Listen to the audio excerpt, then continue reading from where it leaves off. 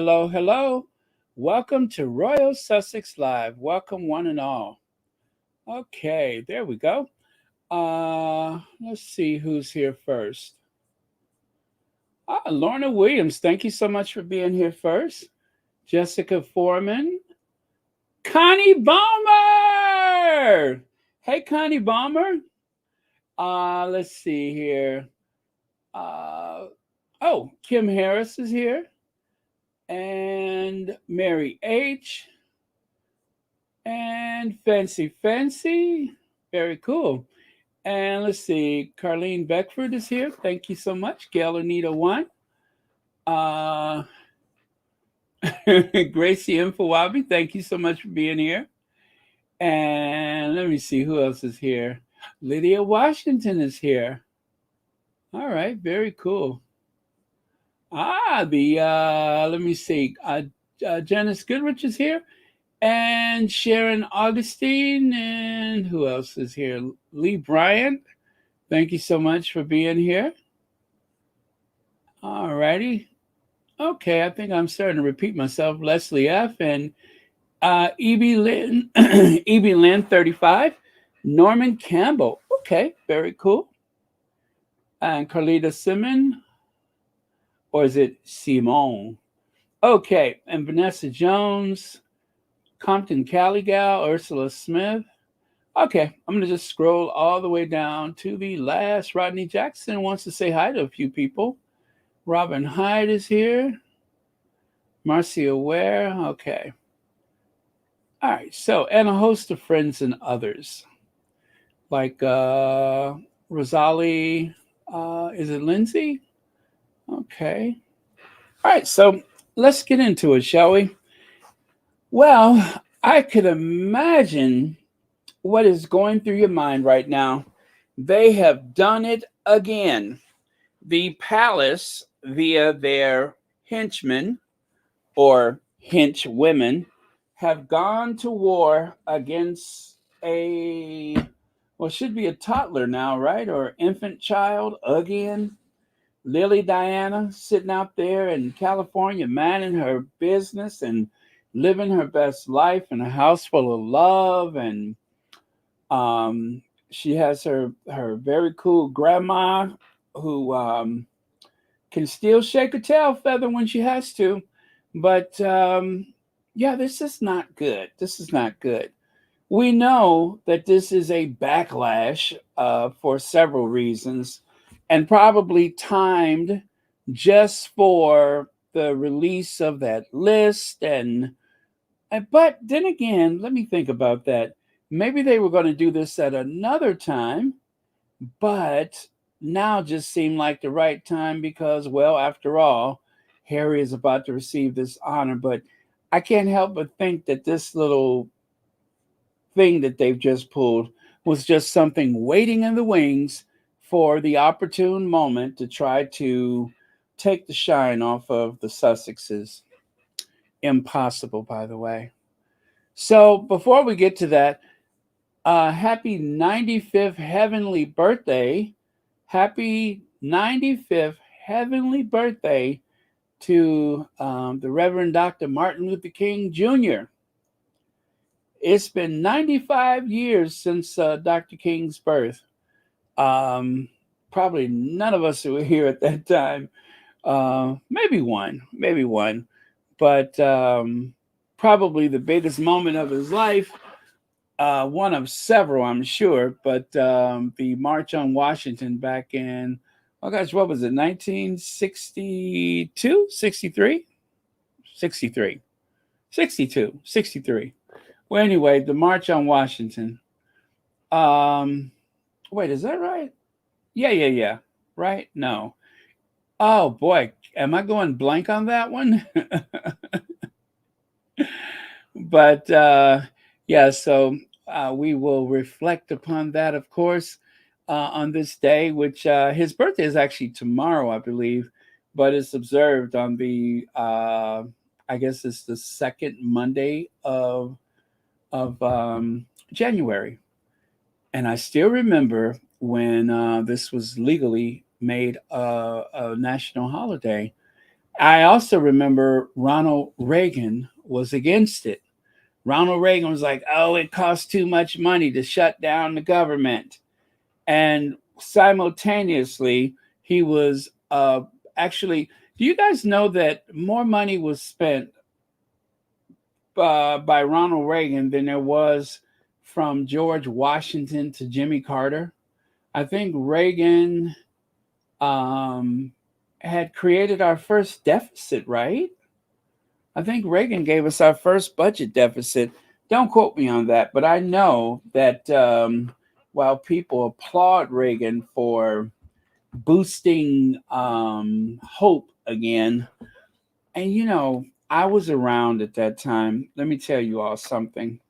That is a bunch of hooey.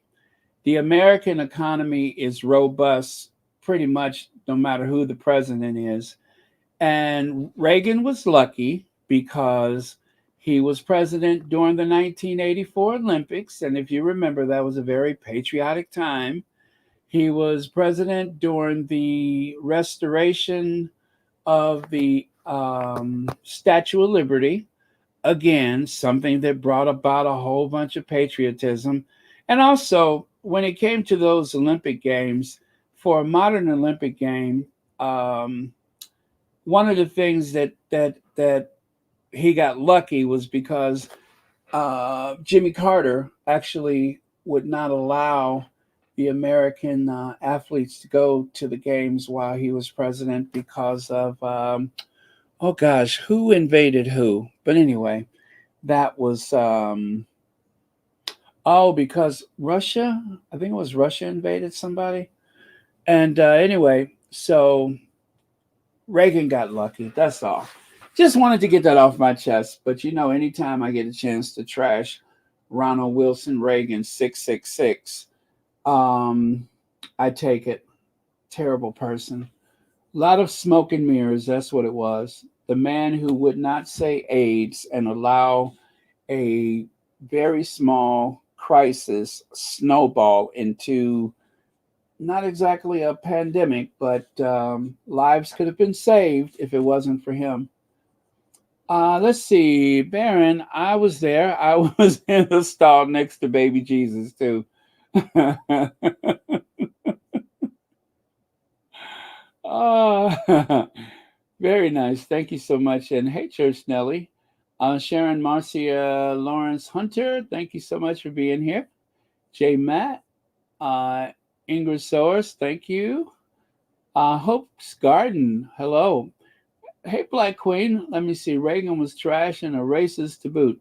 Yes, all of that is true. All of that is true.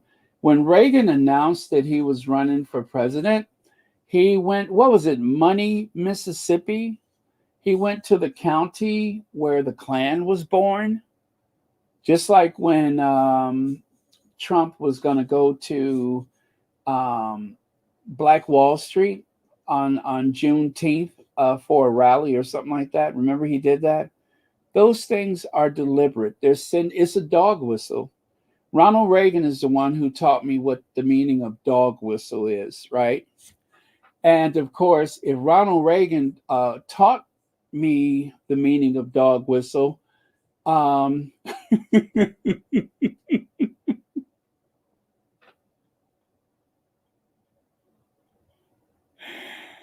oh, that's too easy. Never mind. But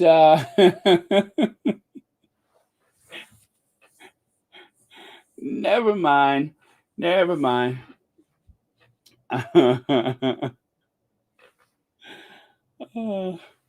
Let's see.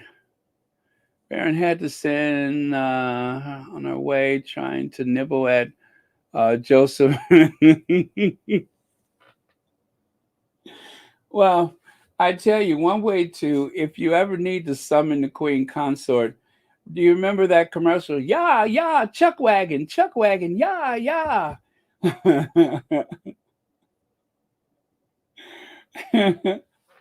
I don't know why. When I just looked at that photo, I was thinking about Chuck Wagon.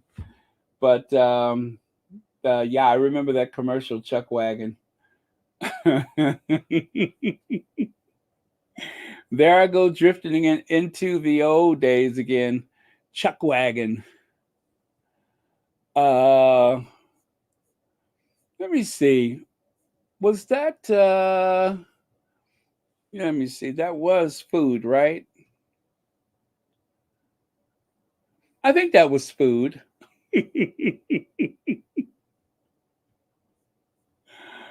Oh man. Yes, I see it now, right? Okay. Yeah, yeah, Chuck wagon, Chuck wagon. Okay, let me stop. That is the queen consort who deserves all of the respect that she's entitled to, which is very little. Okay, so moving on again, let us go back to Dr. King's birthday as I strayed a bit there. But yes, it's been 95 years. What a life well lived. And these are a couple of my favorite photos. I guess the one on the left side is my favorite photo of Dr. King and Coretta Scott King. And the one on the right side, you may recognize that as the one that was the inspiration for that sculpture that I rather fancy, but some people have decided to go with the critics and complain about it. But I think that the sculpture is an amazing piece of art. And I love the sentiments behind it, where you actually get a chance to walk into the embrace of the uh, Dr. King and Coretta Scott King. I thought it was rather unique, beautiful sculpture, and if we look at these things objectionably with an open mind, that is, and not go with the first criticism that rages across the internet. But I thought it was beautiful. So, but maybe I'm just kind of sentimental like that. Okay. I'll take. Oh, let me get my face out of there. There we go. And of course, there is this monument in Washington, D.C., carved from a single piece of stone. How they were able to get such a large um, pieces of stone in place like that, I don't know, but it's very impressive. I mean, as you can see, the stone and Dr. King is one and the same, and it is a great representation of strength and stability over time. I mean, what's more eternal than a mountain? And instead of shouting down from the mountaintop, he is the mountain. This is why I love art. You can kind of see different things. Then you come back later and you see something else. But it's a great play on shadow and light and optimism. And yeah, I love it. It's very, very cool. I should go there and see it in person myself. That would be really novel. Now, let's get into this. Trigger warning. There's no easy way around it. Trigger warning. They've taken my name. And then, of course, there was another caption that said, "It's the only thing I've ever owned for myself." And, you know, you guys, weather the storm. Just weather the storm and do not let this get under your skin. They are recycling old business again. This is probably the third time that this has come out. The third time. It was nonsense the first time. It was silly the second time. And there may have been another version that I overlooked, but the point is, it is done and dusted. We all know that the Queen was quite aware that the Sussexes were using the name Lilibet. Um, they love to say that Harry and Meghan made the Queen's life torture in her last remaining days, overlooking that big, uh, I don't know how many pound elephant in the room, but I usually just call them Mr. Peepers. But if having someone glaring at you like this with their hand out asking for 12 million pounds for someone they never met for something that they certainly didn't do, unless you look at that report that was just released. Unless you look at that report that was just released, of course he didn't do it, right? But just to prove it, why don't you give me just 12 million pounds so I can pay off everybody and we'll call it a day? And I'm thinking now, 12 million pounds, does that cover the legal costs? I mean, for him, not for the other side, but I'm sure the other side got their money out of that. But that's a lot of money for something that you didn't do and somebody that you don't know. If that wasn't torturous, if that wasn't the thing that was supposed to bring down the House of Windsor, I don't know what was. Yes, thank you, Lavender. This is all deflection. Who knew that a nickname would cause such a controversy? Leave it up to the British tabloids. Amen to that. Carolita, thank you so much for the super sticker, and thank you so much for being here tonight or this morning. But thank you very much. Okay, let me continue here. So, right there, you have the Sussex family. This is another one of those beautiful collages that was, is that the right word? Collage, a beautiful collage that was put together by one of the squatties. And as you can see, prominent are the prince and princess of the House of Sussex, the little prince and the little princess. Um, so now it is official. They are prince and princess. Even that, even that, as I keep saying all the time, anytime there is somebody of color involved, it always changes everything. The rules change. We have to cross every T, dot every I. There's no expectations without considering changing the rules.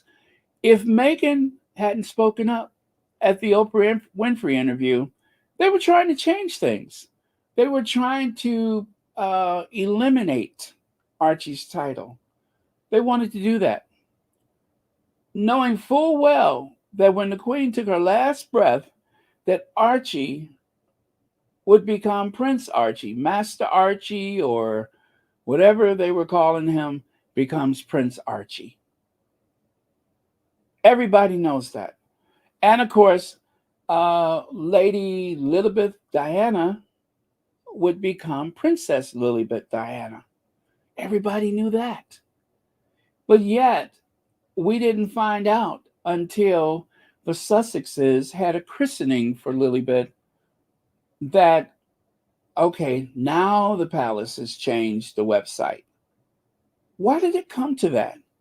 When the Queen died, they were changing everything immediately. William called himself the Duke of Cornwall, only to come back and call himself the Prince of Wales. Now, the Prince of Wales is not automatically conferred upon the heir. Charles made a statement himself and said he was giving it to him. It's not automatic. So William had to go back and change his website again. But yet, or his Twitter page, whatever, his social media. But yet, still no change for Lilibet. This is a child, an innocent child. And yet, there is this confusion about their titles, about their what else? The about the Queen approving of the name Lilibet. When you're that close to the throne, you have to get permission from the sovereign. Everybody knows that. If the Queen doesn't like the name, then you're not going to use it. Harry had to ask permission to marry. And anyone that close to the throne has to get permission from the Queen before the name can be used. Whatever name you choose, it has to be approved by the sovereign. That's a fact. I don't think the Queen would have allowed Zara if Zara was a princess and close, in ranking to the throne, that wouldn't have been allowed. But because on her behalf, Princess Anne did not want them to have titles, then Princess Anne was free to use whatever name she wanted to use. But let's see, where is it? Take a look at that. You got Charles, William, George, Charlotte, Louis, Harry, Archie, Lilibet. The Queen would have had to approve that. There's no way in the world that the Queen would not have approved the name Lilibet. It wasn't just that Harry said, "Oh, we're going to name the baby." That is crap. The Queen approved it. I don't care what anybody say. If the Queen did not want Harry to use that name, he wouldn't have. And I am very sure that it came no surprise by the time Lilibet was born. No surprise whatsoever. And yet, once again, the tabloids, the royal reporters, are going to war against the child, a baby. Leg says, didn't they release documents show? I'm sorry, the release documents show it was 16 million. You're talking about the money that was paid to somebody that he never met for something that he didn't do, or the most expensive pizza from Pizza Express in the history. If you mean, okay, so it was 12 million pounds and probably $16 million. So, or maybe it was 16 million. Well, I thought it was like 12 million pounds, which at the time would have been $16 million. But either way, that's a lot of money for a slice of pizza, or as I say, somebody you never met for something you didn't do. Thank you. And Lorna Williams says they released Epstein's list of passport requests to countries such as Afghanistan and Senegal. And let me see, is this distraction related to Andrew, the trade envoy? Well, okay. So what Lorna Williams is talking about is Andrew was a trade envoy, right, for Britain. And a lot of wheeling and dealing had gone on. And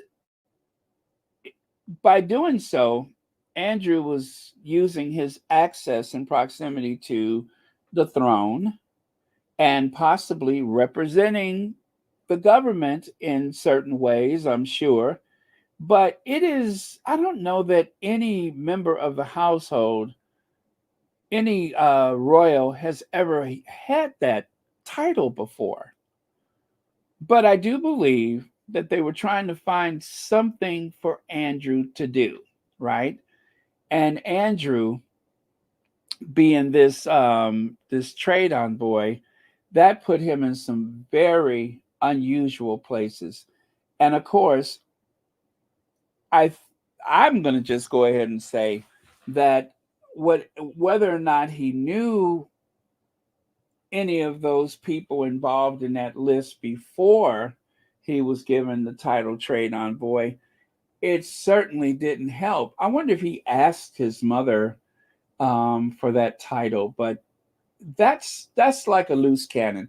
That gave him the privilege to travel the world at taxpayers' expense and wheel and deal and negotiate on behalf of the British government and on behalf of himself, no doubt, allegedly, possibly.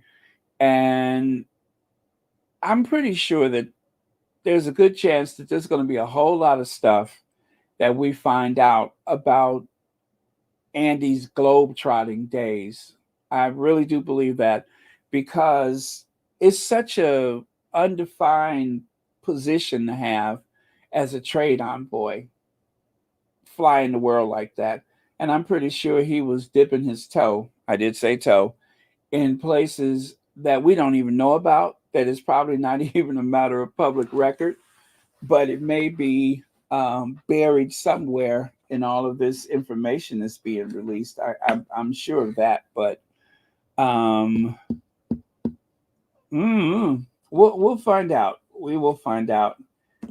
There's a lot of people who were traveling to and from that island, as someone pointed out, that was not using um, Epstein's jet. They had their own planes, or you may have been traveling with someone else on their plane. So, but then again, having a royal protection officer, that protection officer doesn't work for um, the royal family. Well, they're not paid by the royal family directly. They're paid, by the, what is it, the Met Police or whatever agency. So just like with the Secret Service, it always comes down to that uncomfortable thing about whether or not they have a right to keep the secrets of the person that they're protecting, right? Because they are officers of the law, right? And they do work for the people, or the crown or whatever. So should be interesting, but whatever. I think they've been protecting him, and I don't suspect anything is ever gonna really touch him. But thank you for your comment. Okay, and V Bram, thank you for the super sticker, and thank you for being here tonight. Okay, let me continue. So you've already seen this collage. I love that one. I'm telling you, the squatties can put together some beautiful stuff when the inspiration hits them. So, oh, let me take this out the way so you can see it. I get this weird feeling in the pit of my stomach because of them challenging this child, or even the family. But leave that baby alone. Leave that baby alone. This just goes to show you how heartless the people in the press, the royal family, who's not going to come out and say anything. If they want to show the world, if they want to show the Commonwealth what they are capable of, then say nothing. But if you want to maintain the Commonwealth, if you don't want to look like very much a racist family, then stand up and say something, do something, take a stand, make a statement. This is a child, and the firm is doing absolutely nothing. They didn't protect Archie when he was compared to a chimpanzee, and they're not protecting Lily so that she can grow up with a possible cloud over her name. Because if they brought this up, I'm counting 3 times, they'll do it again. It'll be another book by another royal author about the same thing. The only thing that I could hope for is that, given the average age of these royal authors, maybe by the time Lily grows up, most of them will be taking a dirt nap. I hope so. I hope that type of journalism or that type of writing is a thing of the past. Right now it's big profits, but maybe it'll be a thing of the past.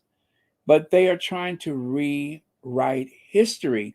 That's what makes this so dangerous. This is what I've been saying. They get a chance to rewrite history. All of those documentaries that involve Princess Diana, you watch one today and it says one thing. You watch one tomorrow, and then all of a sudden the narration has changed. Charles was bad, she was bad, they were both bad. He had a problem, they had a problem, but mostly they blamed Diana. They blamed Diana. Oh, she was playing games with the press. And I say, so what? Even if she was, that was all she had. She had no one that she could trust. And so, given those odds, you have to make some kind of bargain with someone. Okay, will you now leave me alone? And of course, they won't. So, all I can say is whatever good or bad happened at that time, I'm always going to blame Charles. It starts with Charles and it ends with Charles because Charles was the adult in the relationship. He was the older person in the relationship. And if he didn't have enough backbone to say no to his parents, if you could take a stand to put your emotional support Camilla on the throne, then you should have been able to take a stand to decide who you want to marry. But he didn't. He went along to get along. And Diana was the one who had to pay the ultimate price for it. And people are forgetting that. And even now, when Diana's grandchild is being targeted by the media, being targeted by these royal rotas, he has nothing to say. He can't. He's in the bed with them. Lavender, thank you so much for the super sticker. And thank you for being here tonight on Royal Sussex. And let's see, Terry Carver, thank you for being here tonight on Royal Sussex. And happy Monday to you. Happy Martin Luther King Day to you. And thank you for being here. Okay, so as you've seen this already, take a look at the Daily Mail from November of 2022. What does that say? The Queen took Harry and Meghan's calling their daughter Lilibet as the compliment it was intended to be, new book claims. So why is that quote from that book any less important than this other one? Well, they said, what is his name? Robert Hardiman, whatever. They said, well, he had really good sources, better sources than anybody else. And, of course, they're building him up because they want to make this as credible as possible so that it can do as much damage as possible. That's why they're saying that. That's why all of a sudden he has access or had access like nobody else. So whatever anybody else has written before, forget about that, because this fits into the narrative that we want to use today, and therefore that makes it accurate. This is the resource that we want you to believe. Don't believe the other people. Don't believe the other books. This is the one right here. Nothing else matters. This is the one. And then the next book that comes along, so long as it's slanderous, so long as it helps them to fulfill the vendetta that they have against the Sussexes, then we'll have to believe that one, won't we? They make it up as they go along. They make it up as they go along. An entire industry that is built around a bunch of gossip, a bunch of hearsay, an entire industry. It's an industry of very talented writers. They would make great journalists. I can't call them a journalist now, but they would make a great journalist if they ever decided to report real news. This is not. This is taking nothing. This is taking a little thread, and you just pull the thread and make something out of it.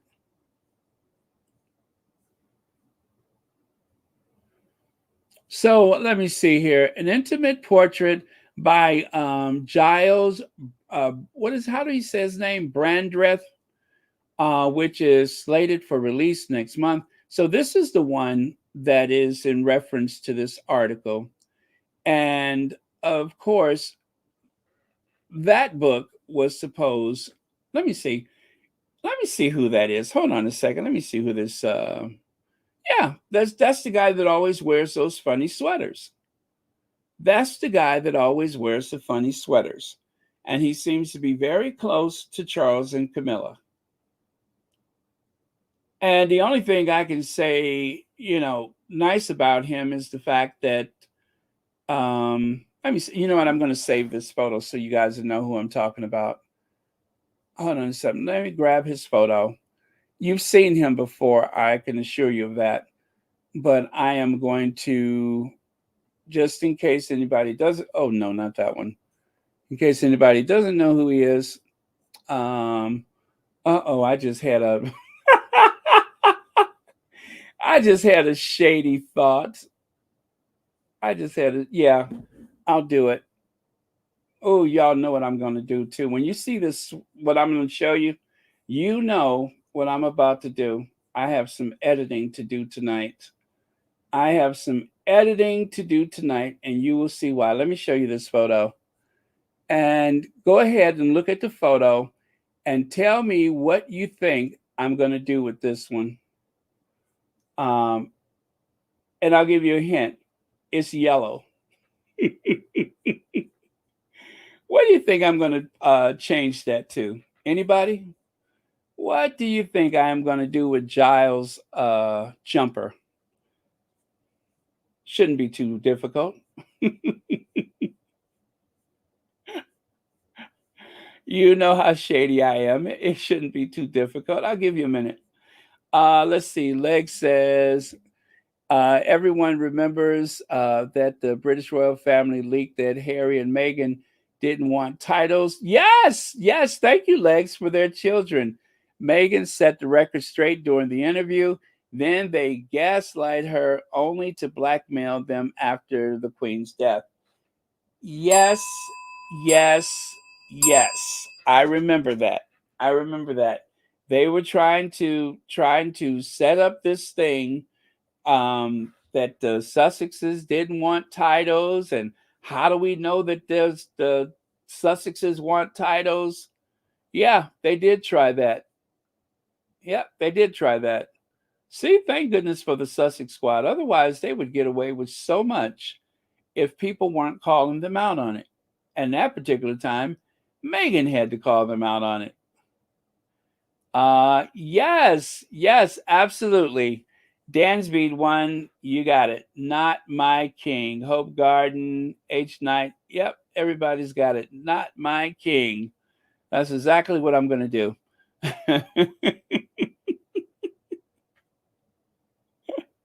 Anyway, that's the Giles guy. Now, he seems really nice. He does a good job of trying to play middle of the road. Oh, you thought I was going to turn him into Big Bird?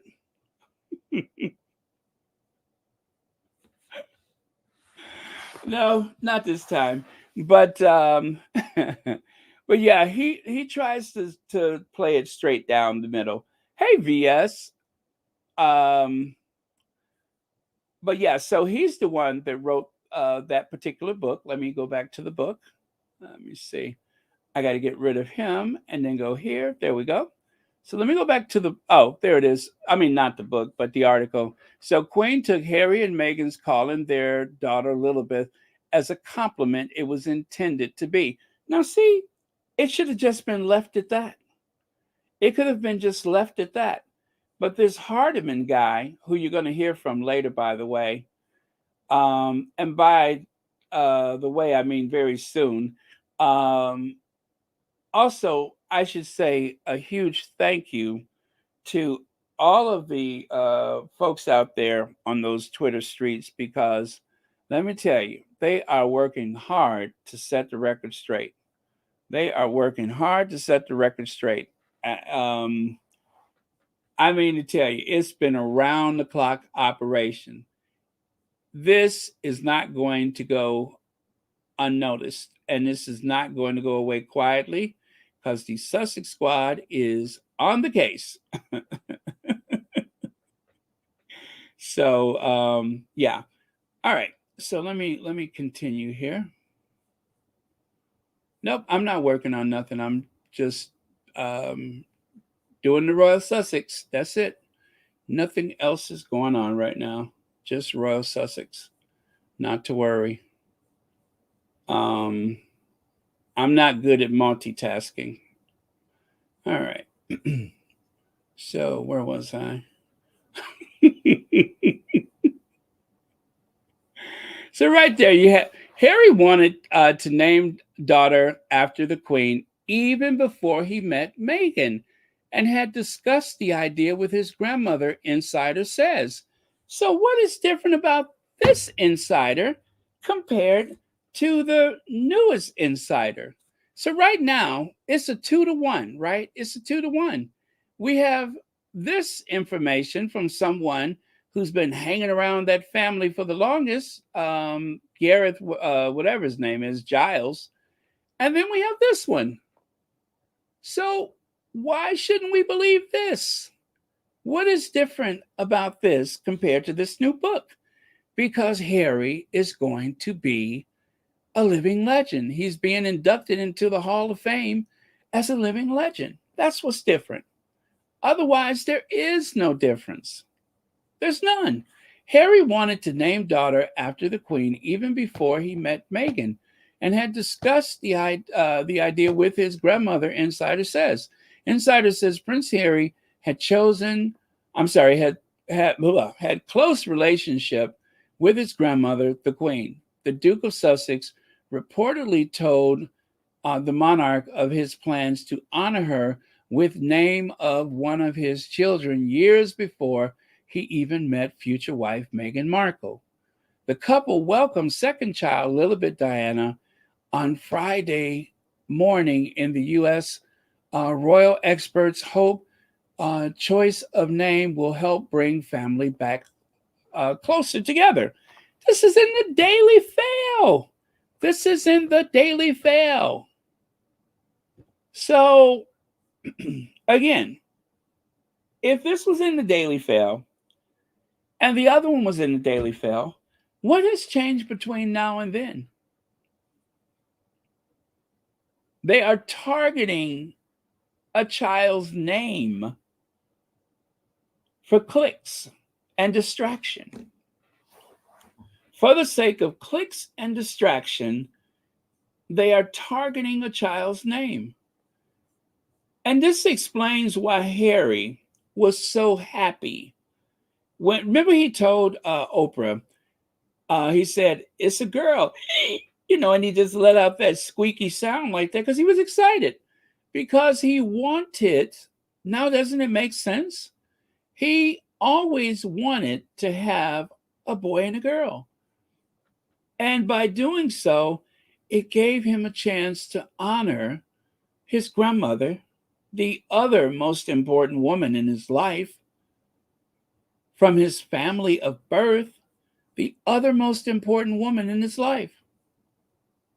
He had his mother, he had his grandmother. Those are the women that he grew up with. And he wanted to honor both of them. And this gave him the opportunity. And something so important to Harry, so meaningful to Harry, and look at how they're making a mockery out of it. Look at how they are making a mockery out of it. Just because. And this is deliberate. This is being done deliberate. Because they're trying to distract from other things that's going on. Now it makes so much, and you know what? It makes me feel even worse about this, knowing how important this was to Harry, and the fact that out of love in his heart, out of the love and respect for his mother, for his grandmother, it seemed like a no-brainer. I am going to name her Lily Diana. And that should have been the end of it. But no, they decided that this is some kind of slight against the Queen. And even worse, they are framing it as though the Sussexes took advantage of the Queen and put the Queen cornered her, and she had no choice but to accept the proposal to name the baby Lilibet Diana.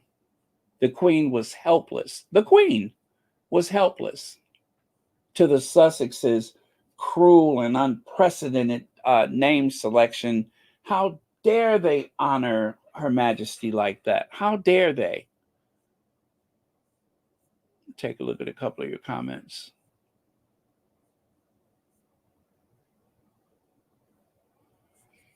Lydia says, it seems all the granddaughters and great granddaughters have a part of the Queen's name. This is crazy then and now. Well, and don't forget, Queen Elizabeth, she honors her mother. Her mother's name is Elizabeth. There were two Queen Elizabeths. And then, of course, Queen Alexandra. Alexandra is one of the Queen's name. This is a tradition. Just because it was a pet name or a nickname or whatever doesn't make it awful. It's not some slight against the Queen. I don't know how. And one of the things they were saying, well, you know what? I'll let Brenda say that herself because Brenda's coming up. And I'll let Brenda say it from Loose Women. I'll let Brenda say it. I won't even say it now. Will you understand well that you will understand well that ensuring that the Duke and Duchess of Sussex remain safe is of paramount importance to Her Majesty and her family. Now, to keep the Sussexes safe, that means that they should be provided with royal protection. Another component of their safety is to prevent such things like this from going unanswered by the institution, meaning the royal family should take a stand. This is a child. Whatever beef you have with Harry, whatever imagined beef that you have with Meghan, you should not allow them to target this child's name. That, along with the comparison of Archie as a chimpanzee, I say that again, they should have spoken out, and they didn't. That is not leadership. That is not leadership. But of course, they're not meant to lead. They're there to reign.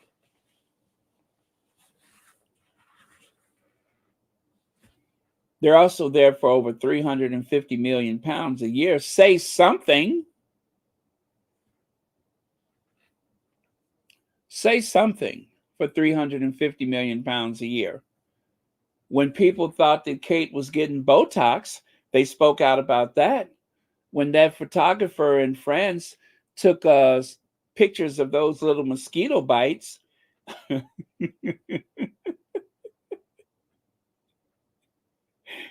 when that photographer in France took some photos of those little mosquito bites, they had a fit about that, didn't they? Didn't they sue over those little mosquito bites?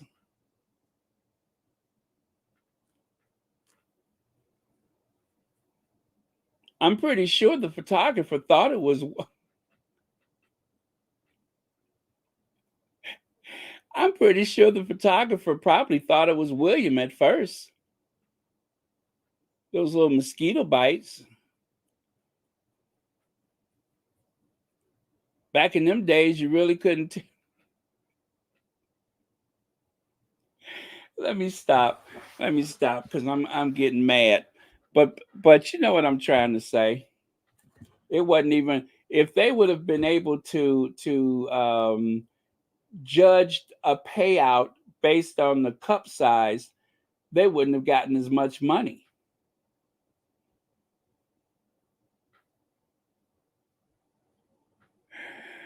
Okay, I'm done.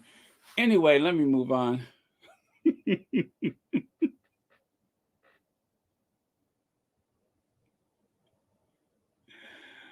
But you all know she's on the committee or was on the committee. I hope y'all not eating dinner. Okay, so take a look at the date. That was June the 7th, 2021. Petronella Wyatt. Is Harry and Meghan's choice of Lilibet a subtle insult or mean little jibe? Now, I would expect this from her because this is a royal Rhoda troll if ever there was one. And the thing is, I don't know what frightens me more, her writing or her personality. Yeah, I'm going to say personality. I'm going to be nice and say her personality. That's what I mean. Does her writing frighten me, or is it her personality? I think her personality is jarring.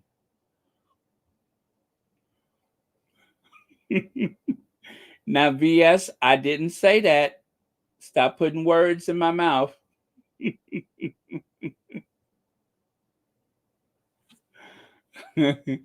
You stop putting words in my mouth. I did not say that. I said personality.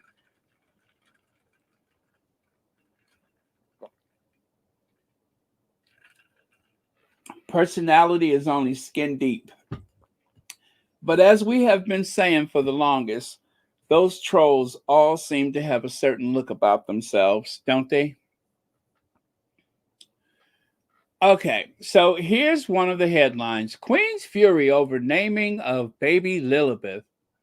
Aide says monarch was as angry as I'd ever seen her after Sussexes claimed they had her blessing to use childhood nickname.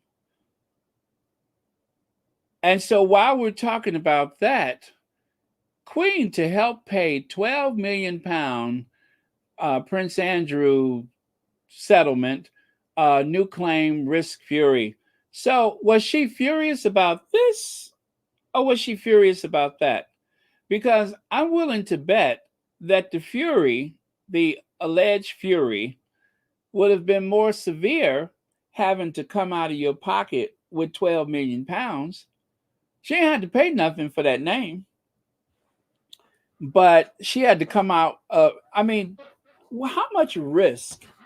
How much risk does an institution like the royal family assume when they have to reach into their pockets and produce £12 million for something that somebody certainly didn't do, and of course, pay that money to somebody they certainly haven't met?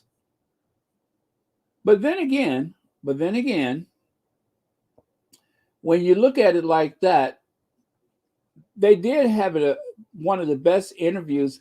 I'm telling you, this was the most entertaining interview I've ever seen. It had all kind of pitfalls and highs and lows and sweat but not sweat, met but not met. It had everything that you could have wanted in an interview. I could not stop looking. The only thing that I've seen that's been as interesting was Cat Williams. But aside from that, I could not stop looking. This was like epic. And then the when you see how sure they were of themselves, how certain that if they just tell you about that very peculiar um, uh, what is it? That peculiar thing that they have where they can't sweat, right? And they know they were eating pizza, right? You know that you ate pizza years ago on that particular date. It was, if you haven't seen this interview, trust me, you want to see it. You want to see it. You're not going to get angry. You're just going to, well, I don't know. You might get angry considering the subject matter, but it was nice to see him make a fool of himself. So much for superior breeding, right? So much for superior breeding. All that royal blood didn't add up to much this time. Oh well, let me take Mr. Peepers off the screen. Oh, by the way, you guys, that thing I said that I wasn't doing, of course I did it, but let me see here. I still have to do some more. I'll do that later, but I'll go ahead and show you. I'll go ahead and show you. Where is it? There we go. Ready? Here we go. All right. Now that looks better. That's much, much better. So I still got to do the sleeves. I think I'm just going to go all yellow with the sleeves, but there you go. This, of course, is a parody. This in no way reflects his feelings, but it's fun.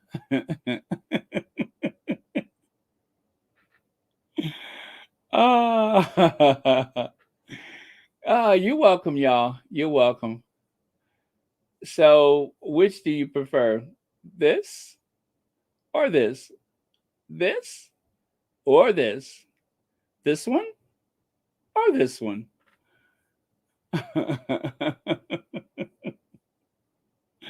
Thank you, Connie Balmer.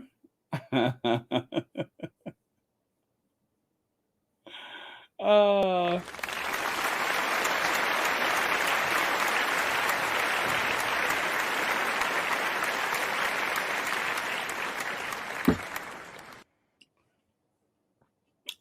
I just love my big giant cup. I love this big giant cup.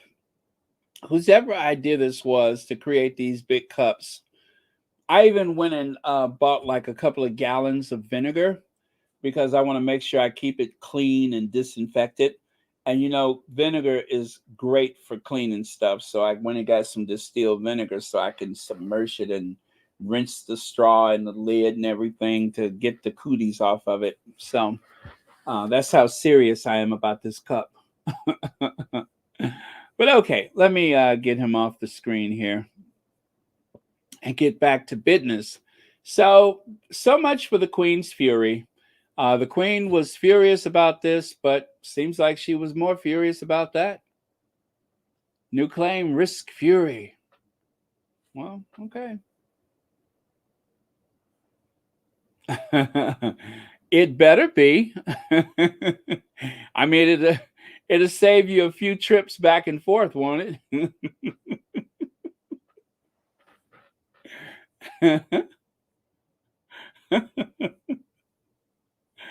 Oh, well. So, okay, as mentioned, there's Brenda. Let me get the sound bite ready. Okay. Let me get the sound bite ready. So, Brenda, who sometimes I kind of feel like I feel a little disappointed because, you know, sometimes she's not as animated as I would like for her to be, but today she was spot on. She was spot on. Queen Elizabeth was not very. Oh, okay. Oh, I forgot to put the speaker on. There we go. That the late Queen Elizabeth was not very happy with Prince Harry and Meghan when they chose to name their daughter Lilibet, which we all know now at least was the late monarch's family nickname. According to Robert Hardman's latest book, a senior palace member said the Queen was as angry as I'd ever seen her over claims she had been supportive of the choice. I mean, it's all such hearsay when it comes to these kinds of stories. I know he's a very well-respected source. However, no one, maybe he was, but I certainly wasn't in the room when this chat happened, Janice. So we have to come from that perspective to begin. Oh, yeah, definitely. But, I mean, what do you think of your experience? I just think that Queen Elizabeth led a life that was 99% in the public eye. Privately, her closest family called her Lilibet. That was the family name. It wasn't out there. It wasn't used, commonly used in public. Certainly Harry knew that was the situation. I know that Harry called her and told her when Meghan was expecting. So I do think that there is a possibility that she might have felt very peeved that they were using a name that was her private, personal name. I mean, absolutely. I suppose the one thing I can understand potentially from that is because her life was so public, that maybe did feel like a very personal, private thing, and something that she wanted to hold dear. However, if the conversation did happen, like we are told it did, where Harry called the Queen, we all know the Queen's very willing to stand up and say yes or no. What do you think about it, Brenda? You know, people are saying it was a private name. If it was so private, why do we know about it in the first place? It can't be that private. And I think Lilibet, is a nickname for anyone that's called Elizabeth. It's just that maybe you would say Queen or instead of saying Lilibet. That's I think it's kind of stretching it a little bit. For myself personally, I can't see that they would have got away with naming it if they hadn't had that conversation. I really don't. But me, I have named that the late Queen Elizabeth was not very... Oh, okay. So hold on, because there's more. Let me take a look at a couple of your comments here before I go on. So Rhonda Anderson, you got it right. Before she even said it, you said it. It was a private personal name that everyone knew. Exactly. So if it was so private, why does everybody know about it? Why does everybody know about it? Oh, did Dr. Shola say something today? Because I didn't see that. Let me take a look and see what Dr. Shola said. Hold on, I'm going to take a look right now. Dr. Shola. You know, I love me some Dr. Shola.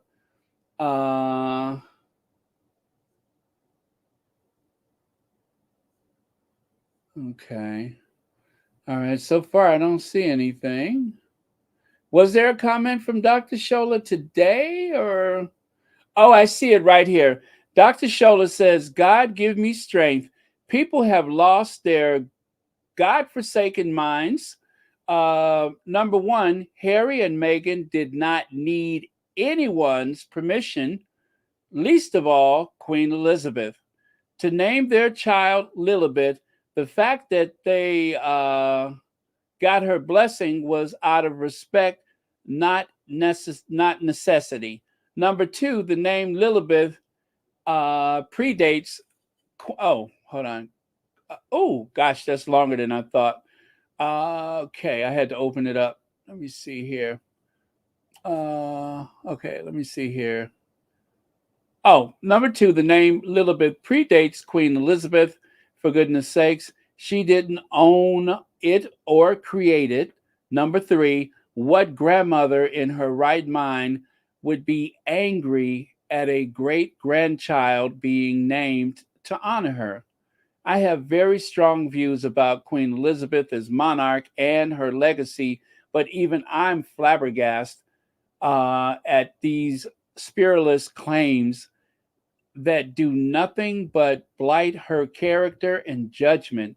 If these unnamed sources and aides thought it would damage Harry and Meghan, they're wrong. The Daily Mail has successfully dredged up a dead queen and given her name to beating in order to profit off defaming Harry and Meghan again. Shameful. And that's true. This does not look good for the Queen. And this is not very helpful. That is, if the Commonwealth means anything to these people, then this is a huge, huge mistake.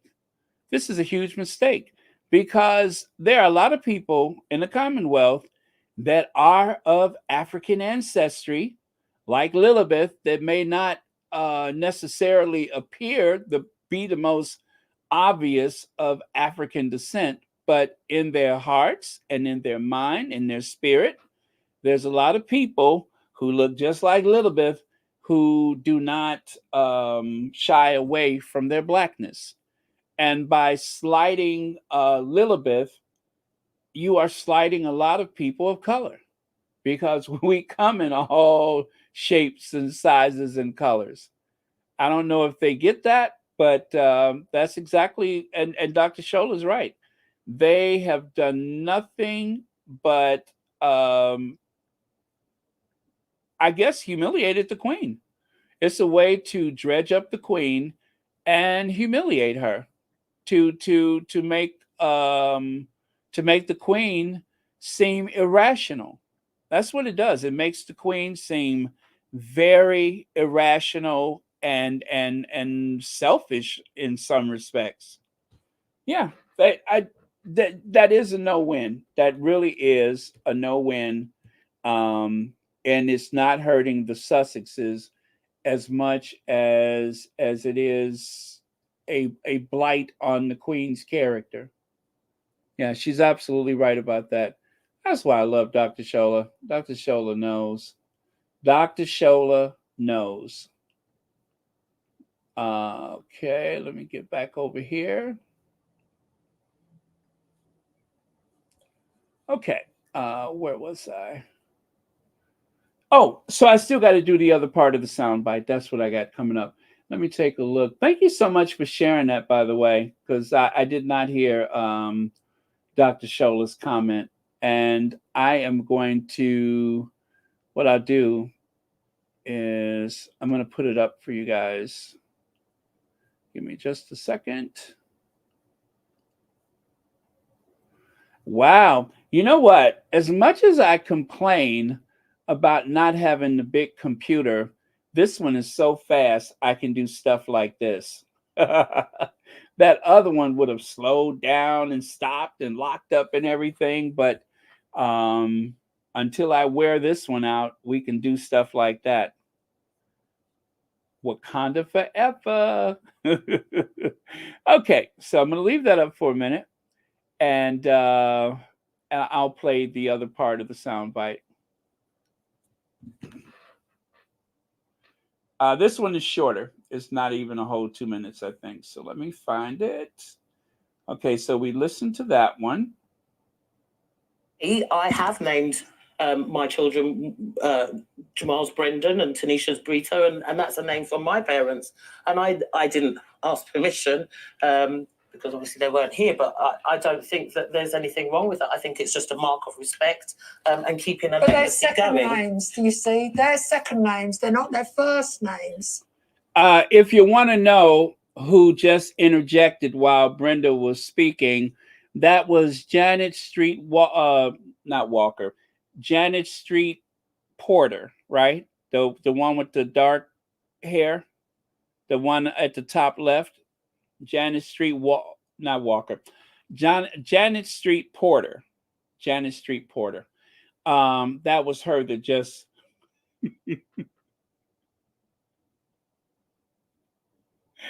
That was her that just interrupted Brenda by saying what she just said out of her big mouth. So let me start it over again.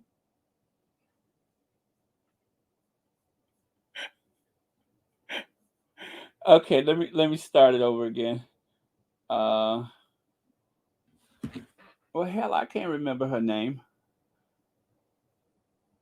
I have named my children Jamal's Brendan and Tanisha's Brito, and that's a name from my parents. And I didn't ask permission because obviously they weren't here, but I don't think that there's anything wrong with that. I think it's just a mark of respect and keeping a legacy going. But they're second names, do you see? They're second names. They're not their first names. But it's still, nobody doesn't really have the copyright on a name, and a name is a name. And if you want to name that person, you should be free to name your child whatever you want to name. I do think, though, a lot of people were. Now, you see that thing up there at the top on the right side, with that floral jacket on, that mummified member of the panel. That's her talking now. That's her talking. To name that person, you should be free to name your child whatever you want to name. I do think, though, a lot of people were surprised at the time, simply because Harry and Meghan had left the royal family and gone to live in America. And a lot of people, certainly in the paper, said it sounded like, was almost like crawling back, you know. It sounds to me like a source just wants to bring up old things once again about Harry and Meghan, and I'm really not. It's a name. It's a name for a beautiful baby. Just allow it. It's your opinion, though. Yeah. We all have opinions about it. And I think that we all... But everybody goes up in arms when it's a Harry and Meghan thing. They all go up in arms when it's Harry and Meghan. If it would have been somebody else, maybe would they have been up in arms? I just, you know, I think it's just a real complimentary thing. If you, like my little girl's named. Now, the lady with the yellow on, she's talking now. After my Frank's late mum, and my little boy is named after my dad. And I actually just think it's a really lovely thing because we love them. We love their parents. It's a nice way. It's just a nod to tribute and love. But they're professional baby name consultants out there. Apparently, probably cost a fortune, but they can go and choose the name for you. Let's just do that now. Okay, so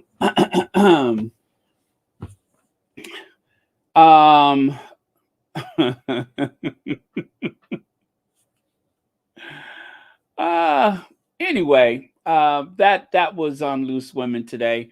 And again, I'm not used to Brenda being as animated and vocal as she was just now, but I do thank God for it because she brought a voice of clarity, a voice of reason to this conversation. Those other two up there at the top, they came in with their talking points, with their agenda, and it's always more of the same. Always more of the same with them. Yes, is there a conversation about Elizabeth's name again? Do they believe they can change her name? Princess Lilibet Diana Mountbatten-Windsor says, say it loud, say it clear. Hello. Thank you very much for that, Black Queen. Yeah. So, see, I told you guys Brenda was going to say it, so I decided to just sit back and let Brenda do the talking. B. Martin says, so let me get this straight. A book written about the king ends up being about a baby's name. They are some sorry people, but people. Sorry, but people. Yes, they are sorry arse. Thank you, B. Martin. And thank you so much for the super chat and being a member of Royal Sussex. But yeah, I'm telling you guys, I feel that feeling in the pit of my stomach because this involves a child and a child's name. And right now, it's not the worst thing in the world, but I don't want those kids to grow up with having any knowledge of this, although they must know about it because at a certain point, you never know when someone may try to stir up some nonsense again or kick the hornet's nest or whatever they call it. So at a certain point, they're going to have to know about this, but that they know that there were people out there like you, like me, that were willing to fight for their dignity, for their place. You know, help them fight their corner, even if they don't know that we are fighting for them. But that's the thing that concerns me is that they have these Royal Rhoda reporter authors and stuff that are going to try to change the history like they're doing with Diana. They're erasing everything good about Diana. At least they're trying. And at a certain point, will there be anyone alive who can set the record straight? Because there's, on balance, not enough books out there that says differently. And so I'm hoping that that, albeit limited, Harry can speak of his experience with his mother, all 13 years of it, and then of course, for something in the future, where Harry can talk to people that he knows that at the same time knew his mother, so that we can have at least one book that is not filled with that bias.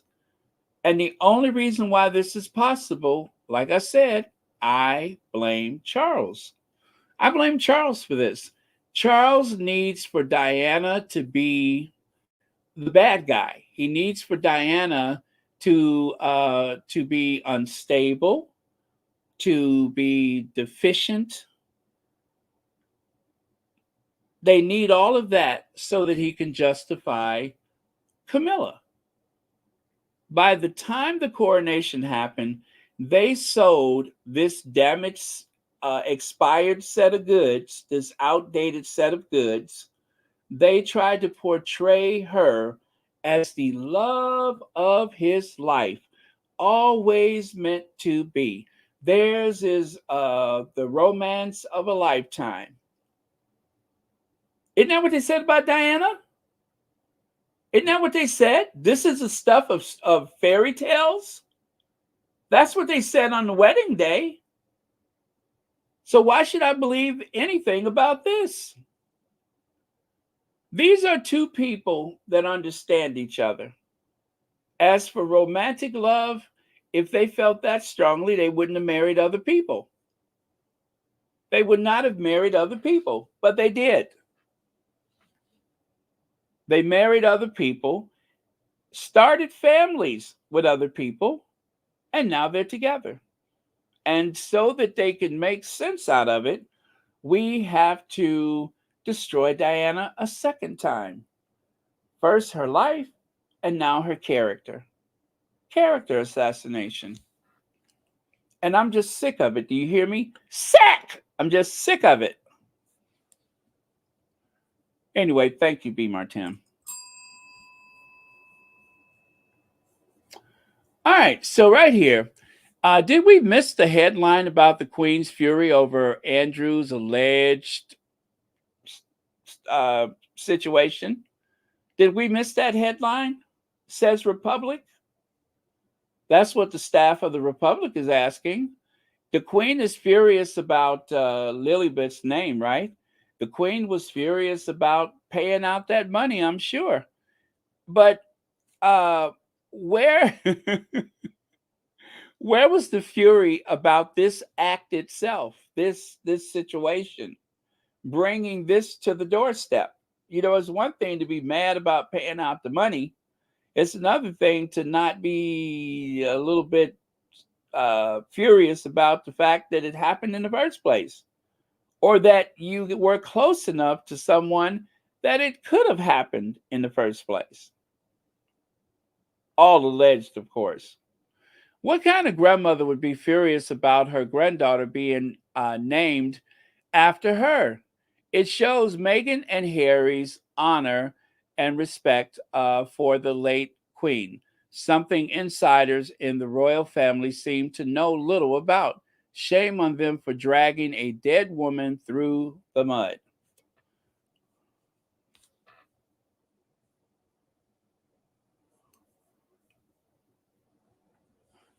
Charles is such a horrible person that he cannot even put his foot down when his granddaughter's name is being mentioned. Such a coward. Hear, hear.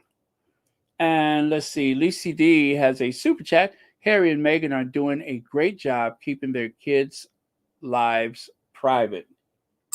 You can say that again. You can say that again. They certainly are. And thank you so much for the super chat. I know someone said the other day, I recall someone said maybe we'll see Lily and Archie for the whatever that Hall of Fame, Living Legends. And my reaction was, I hope not. I hope not. They are getting, they're making too much money from lies. They don't need to make anything from the images of those children. And if I was Harry and Meghan, until they are finished with college, do like Janet Jackson. You know, Janet Jackson, I don't even think we know how many kids she got. Janet Jackson is a genius at keeping her personal life personal. And I don't know that I've ever seen any of her children. I'm not even sure how many children she have. And that's the way it ought to be. That is the way it ought to be. When they left that institution, they left all of that public parading of children behind them. It is not required. They are not taking any of the taxpayers' money.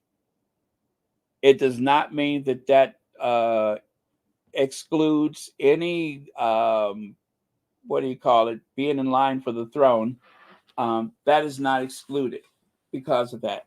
They're not taking any taxpayer money, so they do not have to parade their children around. We'll leave that to the rest of the family. Beatrice and Eugenie, they pick and choose when their kids are seen publicly. And following the Sussexes, they kept their children very private. Still, there's only a handful of photos. Thank you again for your comment. So there you have it. This was almost a thumbnail today, but I thought it might stoic. So I decided to go with something else. I'll probably use this as a thumbnail in the future, maybe as soon as tomorrow, but we'll see. But so far, you guys, I hope and I pray that you all are not going to go to bed, or if you're starting your day, I hope you're not going to spend your day taking all of this in and I guess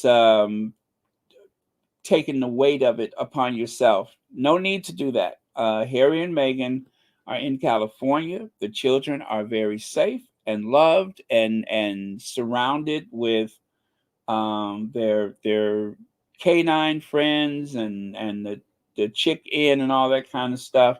So yes, in the future, they're going to just have to know how hard we all fought for them.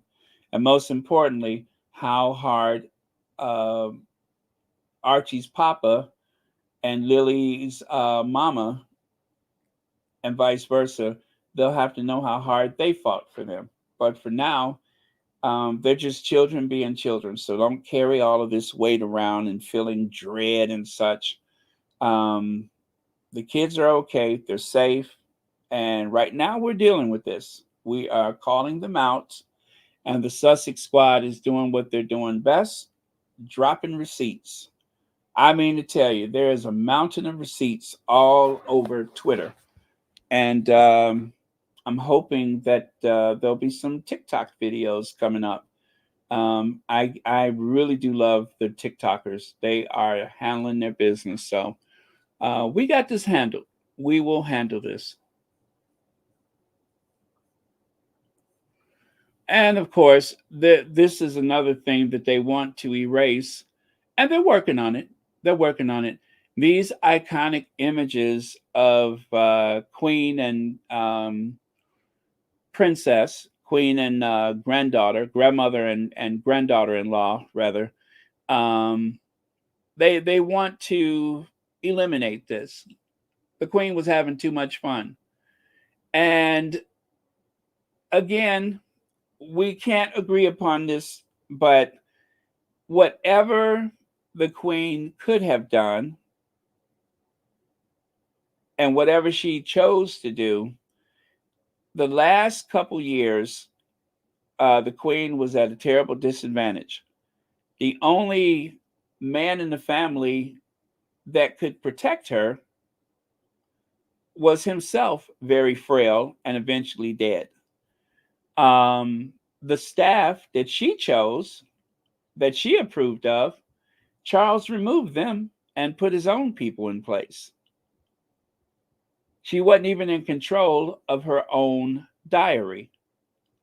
There's a lot of things that the Queen did not control.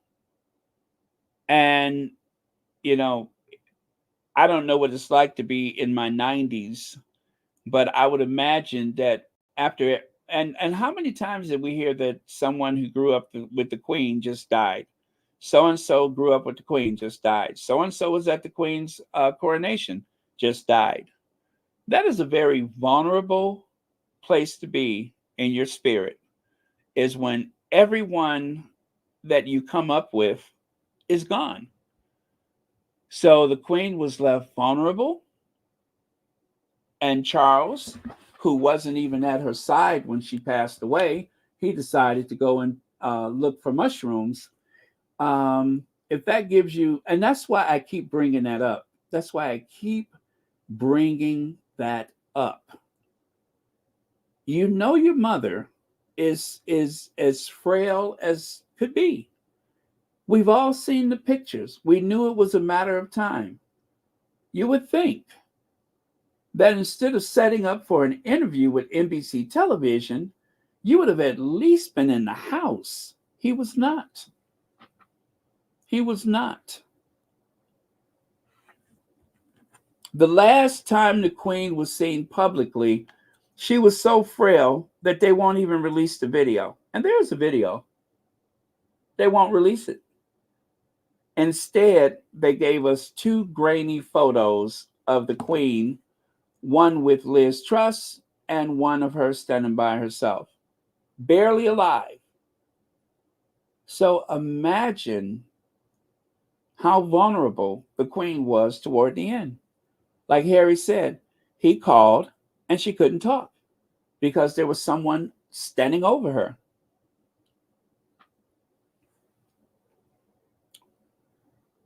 That's the story I want. That is the story that I want.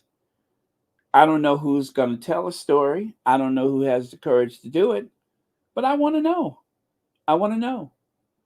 I want to satisfy my hunch. And if I'm wrong about what I'm saying, I want to know that too.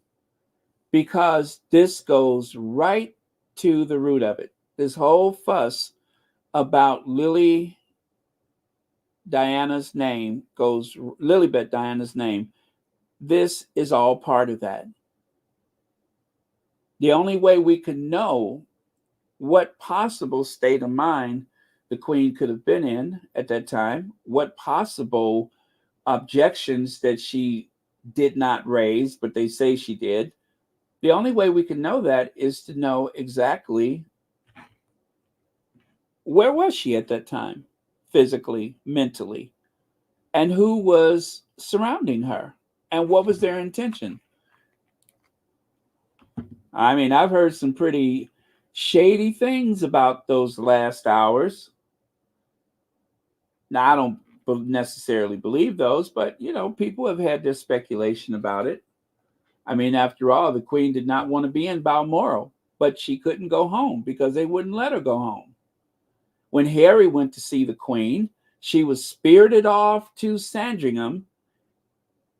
Just for no reason, they took her to Sandringham, just in case Harry doubled back, if you ask me. There is something very suspect about that. Very sus. So I'd like to know. I just like to know.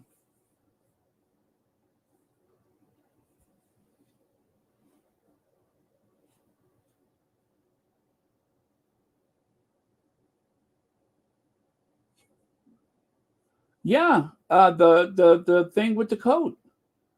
Why would Harry say that I want to know who's around? I want to make sure that she's got people around her, the right people around her. That should be what we're talking about. There was so much to that. And they didn't even want to have a conversation. Notice none of these authors will talk about that. None of these authors will touch it. Now, of all the things that Harry said, you would think that that would be the one where they want to take a stand. What do you mean the right people are around her? Nothing. Nothing.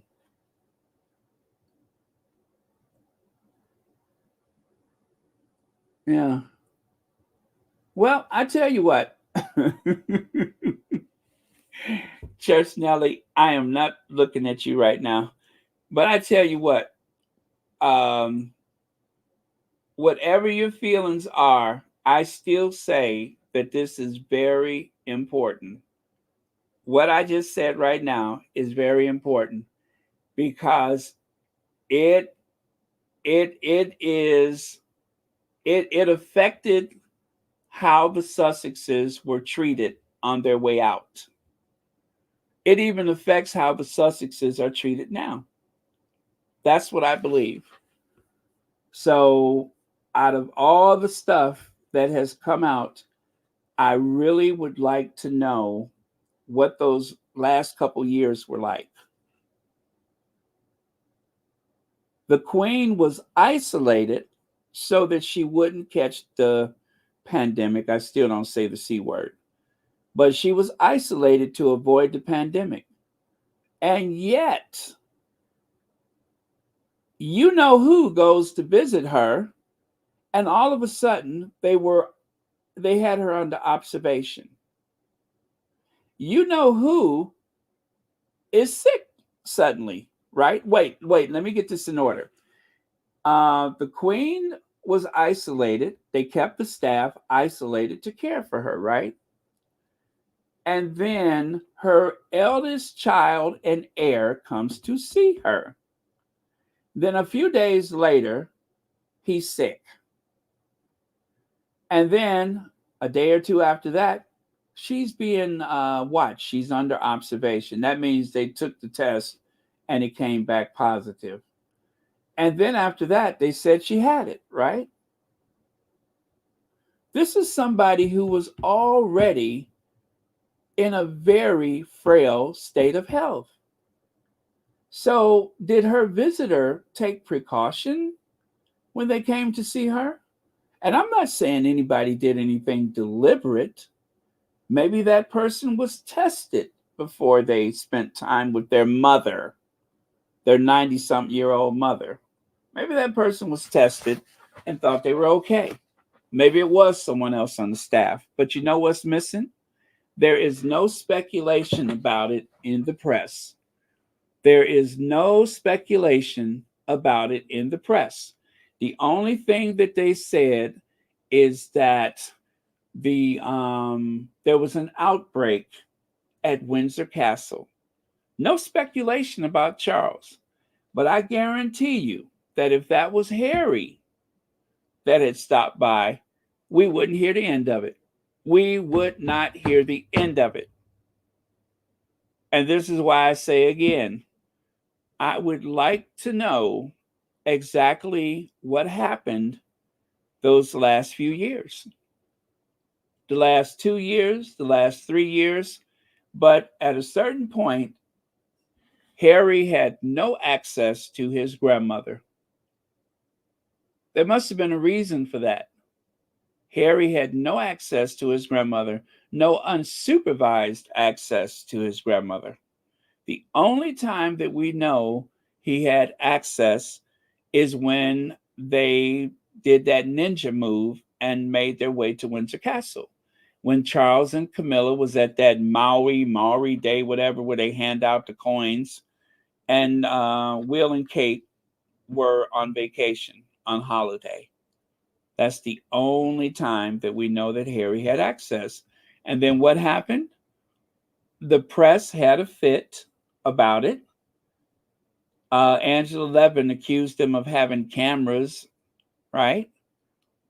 And of course, the Queen was quickly spirited away to Sandringham House. So again, I'm not accusing anybody of anything because I don't know. But because of what Harry said, I would like to know exactly who, what, when, where, and how. Just for my own curiosity. It's not going to change anything. The Queen is gone. The Sussexes are in Montecito. And of course, as we say in Montecito, there are no leaks. There are no leaks in Montecito. But I just like to know. That's it. Just to satisfy my curiosity. Because I'm telling you, I smell a rat. I smell a rat. I smell a rat. There's only one way to solve that. And that's with a very big cat. So anyway, that's all I'm going to say about that. I'm going to move on, but I have my curiosities. I have my hunch. And it's just something. This is what we ought to be talking about. This is what we ought to be talking about. And when I say we, I don't mean you and I. the tabloid media. If anybody ever had the courage, if one of those journalists, one of those royal rodents, ever had the courage to talk about it, since they have so much inside information, don't make it about Harry and Meghan. Tell us about the Queen.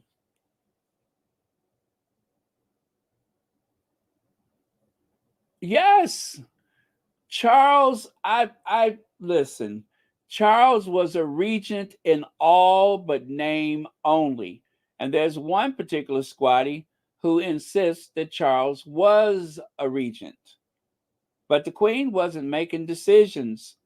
At a certain point in time, the Queen was not making any decisions. And if the Queen was not making decisions, that directly affected Harry and Meghan. Just like when the Queen said, yes, I want you to go, you got permission, go ahead and sue. And what happened? Charles put a stop to it.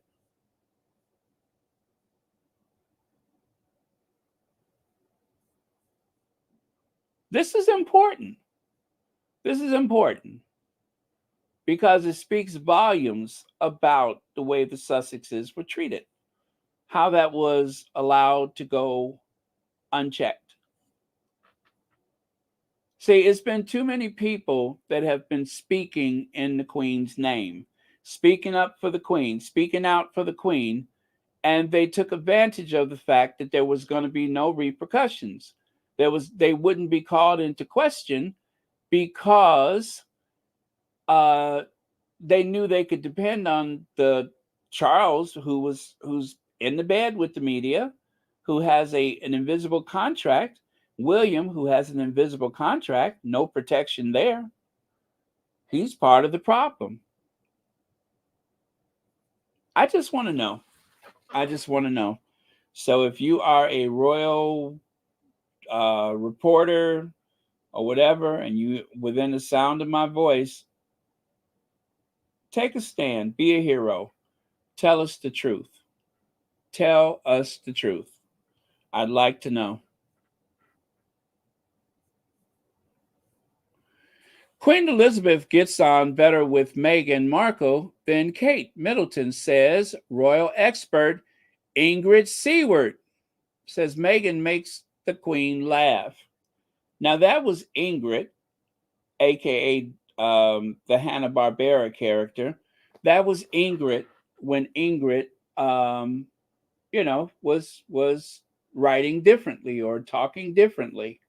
But just like the rest of them, when given the signal, when given instructions, she changed. She turned on the Sussexes. You know, all of them have. All of them have. At some point or the other, they had something favorable to say. They had something shady to say. And then it went from a little of this and a little of that to pure shade, to pure hate.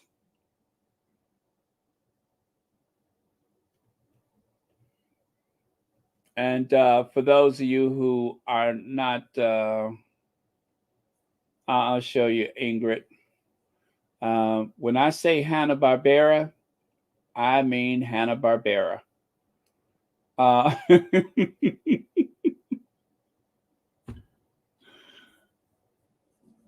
the way, I think Ingrid is on the right. The left. That's Ingrid on the left. Yeah. Like I say, they all have a certain look about them. They all have a certain look. Hanna-Barbera.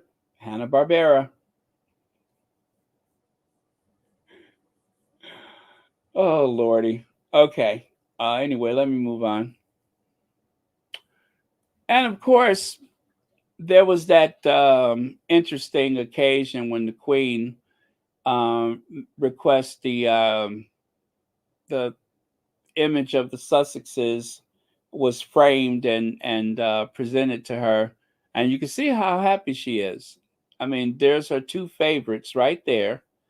Life-size images of the Duke and Duchess of Sussex. And why not? Why not? And maybe when the Queen was presented this painting, maybe that's when things changed. Leg says, I don't like how they tried to change M's look. Her hair was long at the engagement interview. I think they made Meghan cut it because Kate's hair wasn't long. Kate wore wiglets after Meghan's hair was long again. Uh, she wore wiglets, and now she has gone from wiglets to wigs. But I wonder about that. I wonder about that. Uh, I'm not sure about that. And the only reason why I say that is because Meghan has her working hairdo, right? And then sometimes she goes for the glam, but it's not impossible. It's not impossible. Um, at the time, they had Meghan at a terrible disadvantage because she wanted to fit in. She wanted to demonstrate that she could do the work, right? And the reason why that was so important is because, I mean, let's face it, Harry and Meghan have a lot in common, and they together are a power couple. And marrying into this institution, it was a chance to have a different type of platform.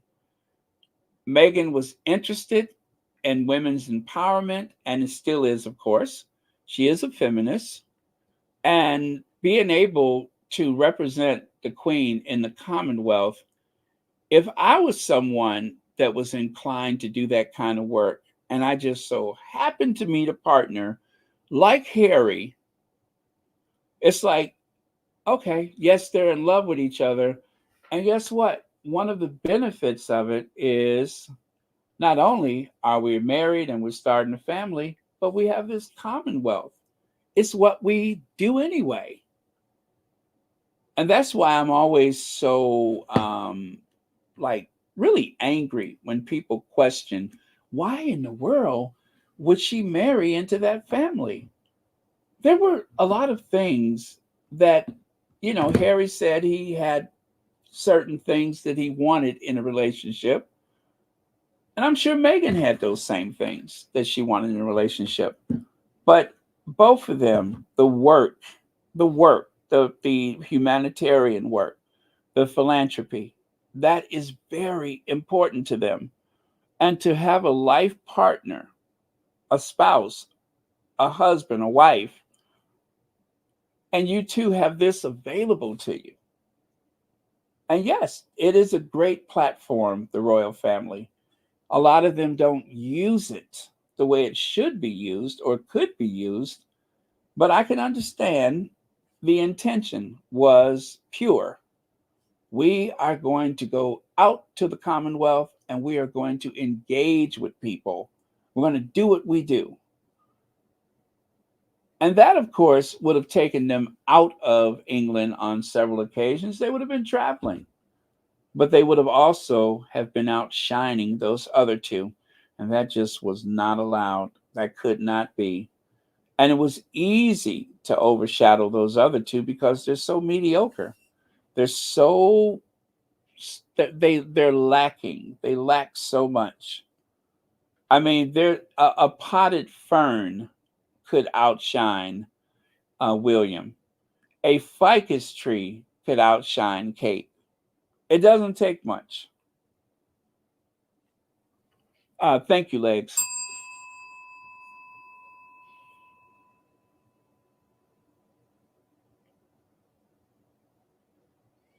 Oh, okay. Is it Cicero? Cicero? The Royal Mafia family and the Rhoda Trash media will never win. The age of Aquarius is upon us, and Meghan and Harry are going to continue to do great things. You get a bell for that. Thank you. You get a bell for that.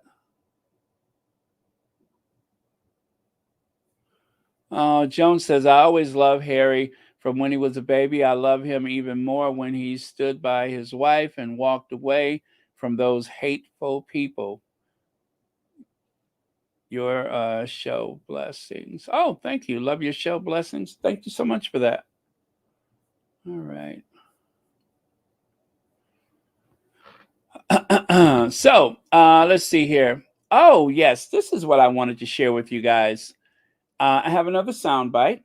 But let's look at what Glow said. Glow is a super squatty, and one of the resources that I use almost daily is Glow. I don't always show Glow's name, but I just chose to do it today because I think she'd be okay with it. But um, the relationship with Harry and the Queen is still very strong. There's a fondness and a great bond. Now, she's quoting the author of that book, Robert Hardman. The biographer, Robert Hardman, was singing a different tune when the Queen was alive, saying her relationship with Harry was a good one. Now, it seems, he's chosen to defame her and her relationship with the Sussexes and her first biracial granddaughter, great grandchildren, while she's in her grave and cannot scold him. Also, he can jump on the toxic royalist Sussex hate bandwagon, morally bankrupt. And then over here on the right, Glow continues with the author who wrote a book about King Charles, which seems to be about the Sussexes, as usual, doesn't seem to understand that a grandmother, the Queen, being angry that one of her first biracial grandchildren will be named after her does not reflect well on her. Commonwealth, take notes. P.S. I don't believe the story's true anyway. Just a racist, vengeful biographer writing racist fiction, not realizing it looks racist. Well, thank you so much for that, Glow. And like I said, there are people that are working hard to call people out and set the record straight. So don't look for the Daily Mail to quote that in the rag. But let me get the sound bite for Hardman so you can hear him in his own words. And let's see. First, Amy Girl, Happy New Year. Let me see. It's good to listen to your show while staying warm in this crazy Texas weather. Yeah, Texas has the extreme of very hot and super cold. All that air, I think, is unobstructed as it washes down from the north. So yeah, I get that. And anyway, thank you so much for the super chat. And please stay warm. Please stay safe. All right. So let me get Robert up here.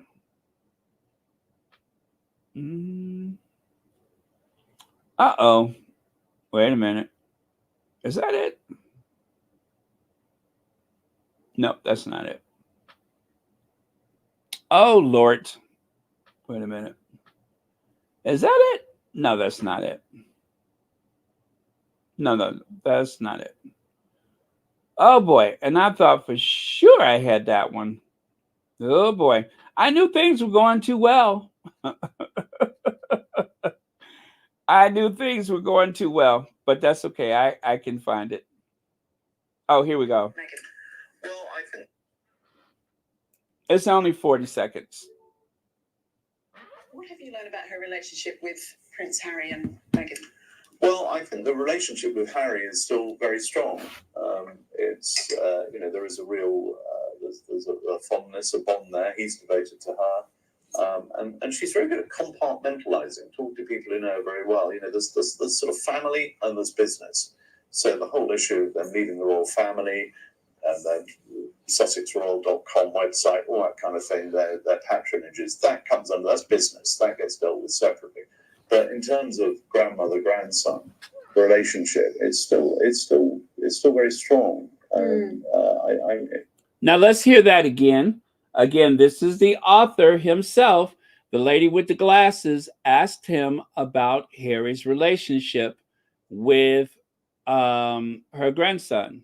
Wait a minute, Harry's relationship with his grandmother. Anyway, one more time. What have you learned about her relationship with Prince Harry and Meghan? Well, I think the relationship with Harry is still very strong. It's there is a real there's a fondness, a bond there. He's devoted to her, and she's very good at compartmentalizing. Talk to people who know her very well. There's sort of family and there's business. So the whole issue of them leaving the royal family and then SussexRoyal.com website, all that kind of thing, their patronages, that comes under, that's business, that gets dealt with separately. But in terms of grandmother grandson relationship, it's still very strong. Yeah, so he was singing from a different hymn book. Now he has decided to go to the dark side. He has decided to go to the dark side. Whatever it is that was offered, whatever the motivation is, he has decided to go to the dark side. Nobody forced him to do it. It's a choice he made. So now, by doing this, he is actually dragging the Queen's name into something that doesn't necessarily reflect the actual events. It probably doesn't. I'm sure it doesn't. So before, everything was a hunky-dory. Now, all of a sudden, the Queen was furious. Nobody had ever seen her so angry. And don't forget, he didn't see it himself. He is quoting an unnamed source. He is quoting an unnamed source. Okay, I'm done with that. Let's go on to Harry. Harry, who is soon going to be inducted into the Living Legends Hall of Fame, Living Legends of Aviation Hall of Fame. Well, let's see. Friday, right? Yeah, that's going to happen Friday. I love this picture, by the way. Africa's oldest circulating aviation magazine. Have you guys ever heard of it? Me either. It's called World Air News. Air News World. Yeah, okay. Air News World. Even Air News World is covering this story. There is so many different magazines and so many different papers and so many different news outlets that are covering this story. No wonder they're triggered. No wonder they're triggered. They cannot take it. This is just it seems to didn't mean to do that. It seems to have I don't know, it triggered something. But yes, it's a big story. It's a big story. And everybody's talking about it. And so with something this big, you have to drag out something like that. And there's a good chance that that could have been in the book. Anyway, all of this may have been coming out. But I kind of think that it has been brought out sooner just to be disruptive to Harry. Now, it's going to fizzle out by Friday. Trust me when I say that. By Friday, it's going to be a big fat nothing burger. I mean, let's face it, this is carrying over from the weekend. So it's going to fade. But they'll bring it up again when they choose to. They'll bring it up again. But for now, I'm just going to celebrate with Air News, Africa's oldest circulating aviation magazine, something I didn't even know exists until today. But thanks to Harry and the Legends of Aviation, I'm learning about a lot of stuff that I didn't know before. And there's Harry working hard on one of those Apache helicopters, that he has a pilot's certificate, even though they're trying to say that he cannot pilot. He was just in the gunner's seat or whatever. But no, Harry is certified to pilot an Apache helicopter. Whatever they say, Harry is certified. Now, everybody's doing black and white, huh? Everybody's doing black and white. I wonder, where did this trend of black and white photos start? Oh, I know, Harry and Meghan. Now everybody's doing it. Everybody and their mama is doing the black and white photos. But we all know where it started. It started with H&M, and now everybody's doing it. Even the Danish royal household. This is the image. Sorry, I didn't center that. But this haunting image of Charles III is going to be distributed to public buildings, schools, and other public spaces all across the United Kingdom and perhaps the Commonwealth. This is the official image of Charles that is going to hang in public spaces for everyone to see. And I want you to notice something. Look at how tall Charles appears to be. Notice that you can see the ceiling behind him. This is going to hang in a prominent place in public spaces, they hope. And so for that reason, Charles will be looking down upon the masses. They think they're clever, but I spotted that right away. Charles is going to be looking down upon the peasants. He's going to look down upon the serfs. He's going to look down upon the subjects. Yes, he's going to look down upon the subjects with that very hollowed, very empty look that he has, right? He does look kind of empty. Yeah, but that is what they've chosen. Royal Foundation. There is such ambition and determination from this group to lead the charge in driving transformative change and creating a healthier, happier society by increasing the focus on early childhood. We are looking forward to sharing more in the coming months. Well, they can share it, but guess who didn't show up? They had this meeting where, okay, take a look there. The Royal Foundation Center for Early Childhood held a meeting at Kensington Palace today with various executives from UK businesses. Princess Kate was not present. I repeat, Kate Middleton was not present while they were discussing the early childhood development, early years, baby brain, all that stuff. She wasn't there. Lazy Kate, who would have been forced to leave Adelaide Cottage and make her way over to Kensington Palace via helicopter, I'm sure. She didn't even show up. Didn't care to be there either.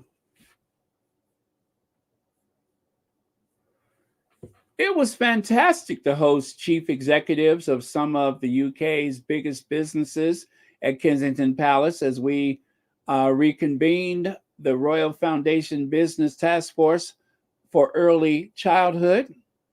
The only thing is we had to do it without Kate because Kate couldn't be bothered to be there. Kate was at home with her feet up. The Royal Foundation, it was fantastic to host executives of some of the UK's biggest businesses. Oh, I think that's the same thing. Oh, yeah, I think that's the same thing, but whatever. My point is, Kate wasn't there. I'm being shady, and that's all I had to say about it. A huge amount of work has been going on behind the scenes with the task force members, and there are some really exciting projects being developed. Well, I'm sure there's some great things coming down the pike, but guess who's not going to be a part of it? Kate, because Kate doesn't really make any decisions. Kate is going to dress up. She's going to probably wear her white power suit, no pun intended, and she's going to have her clipboard, and she's going to sit at the table and throw her head back and laugh and smile, and then she'll lean her head to the side and look concerned, like she's really taking it all in, and then she'll go back home. And real people will do the work. Qualified people will do the work. Kate is not going to do anything. That's why she wasn't there. You don't really need her to make decisions. She doesn't have anything to lend to the situation. If Kate was the one that was going to the hub kitchen, do you know how many people would have probably have starved waiting for Kate to say, "Oh, what if we write a cookbook?" That wouldn't happen. B. Martin says, Baron, she called in. It's a holiday.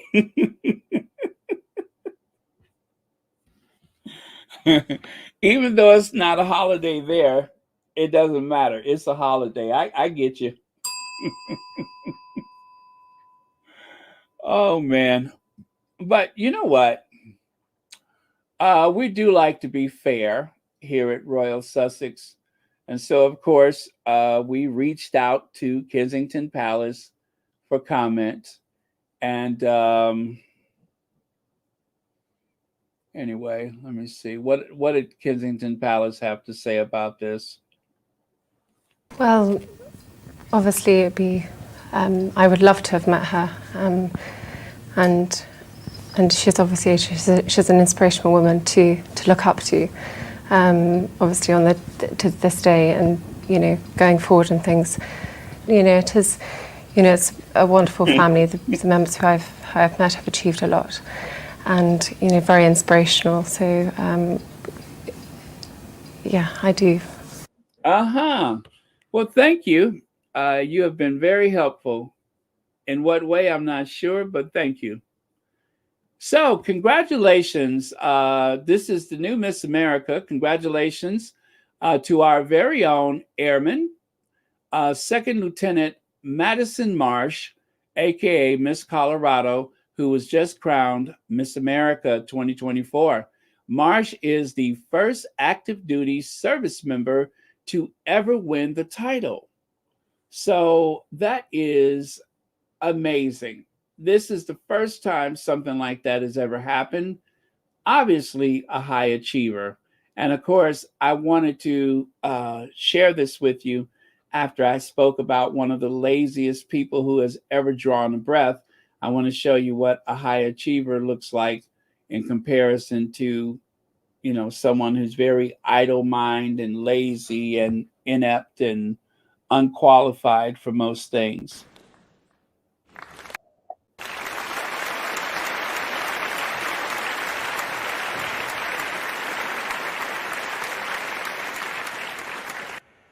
All right. Pretty dress, by the way. Very pretty. Okay. And I think I'm just about, oh, no, I'm not. Oh, there you go. You can see her in the fighter jet. Hard to believe. A fighter jet and a beauty pageant winner. That is incredible. The contrast. You know what I'm saying? It is amazing. So big cheers out to her. That is so cool.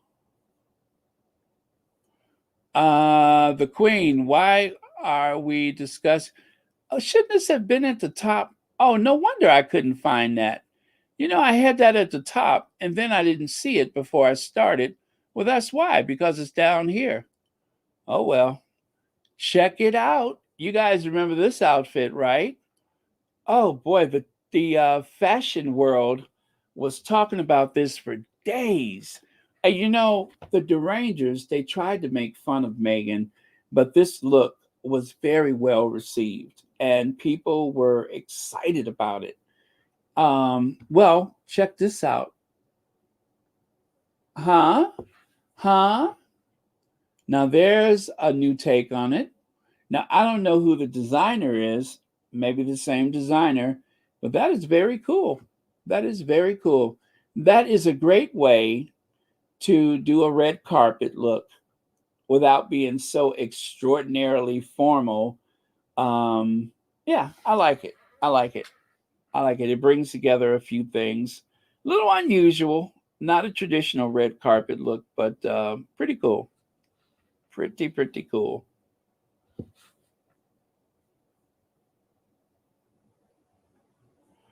And you know those cameos that they wear to the state dinners? Well, it looks like someone was inspired by that order of Queen Elizabeth II, whatever they call that. It looks like someone was inspired by that and decided to incorporate that in their evening gown. So that's pretty cool, right? Yeah, didn't see that one coming, did you?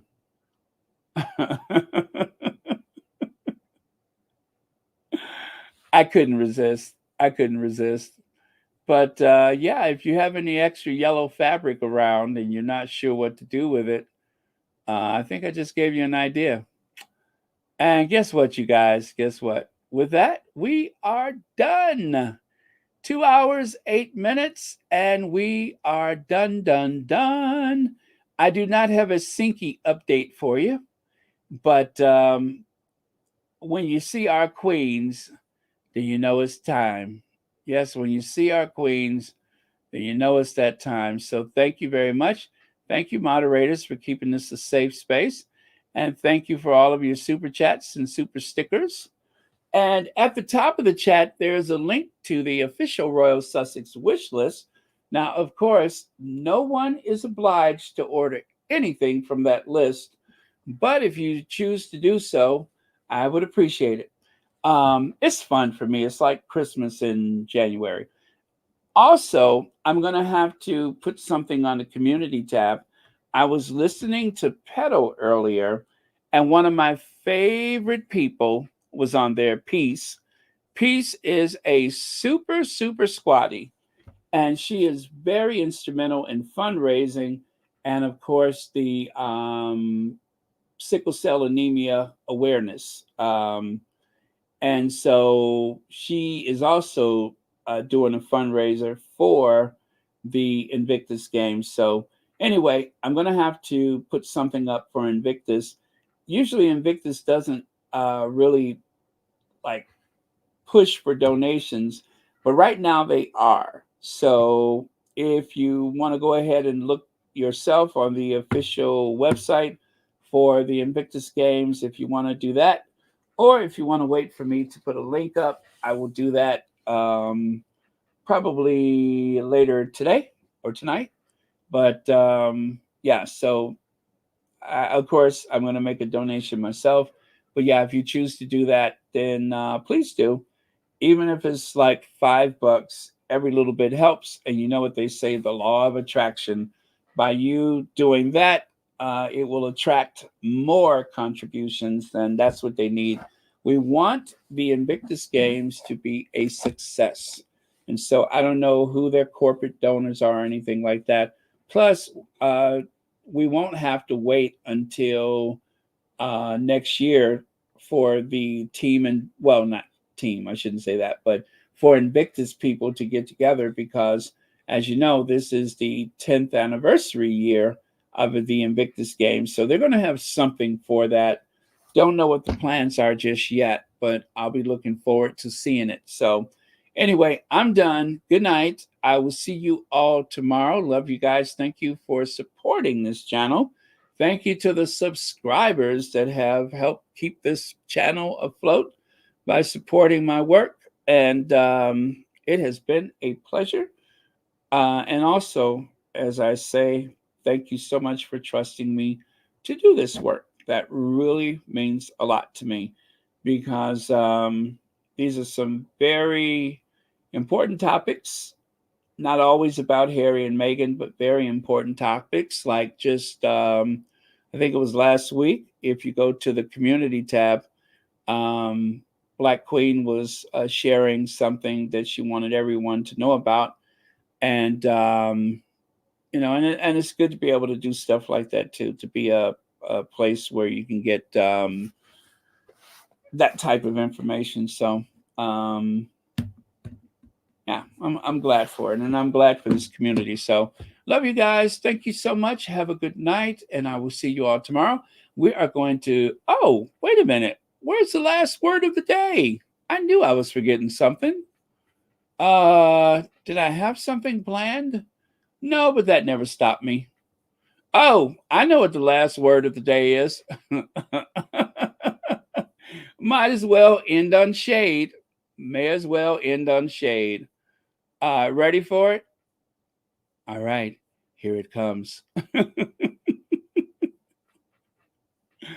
a minute, where is it? Oh, wait. Wait for it. Well, no, not that. No, that's not the last word. I don't know what I did with it.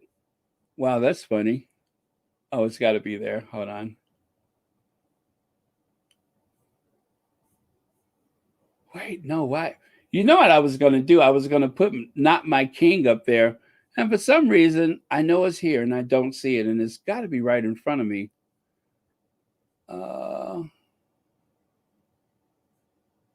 Oh, I know what I did with it. There it is. Ha, Not My King. Or as they say in Wales, Neiman Marcus, right? Neiman Marcus, Not My King. That's what they say in Wales. Neiman Marcus.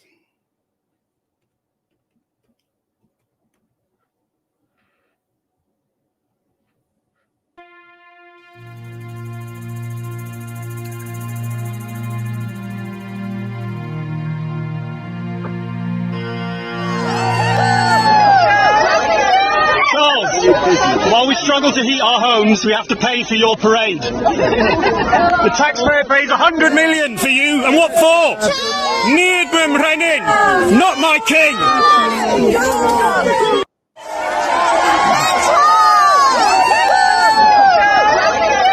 Charles, while we struggle to heat our homes, we have to pay for your parade. The taxpayer pays 100 million for you, and what for? Needham Renin, not my king.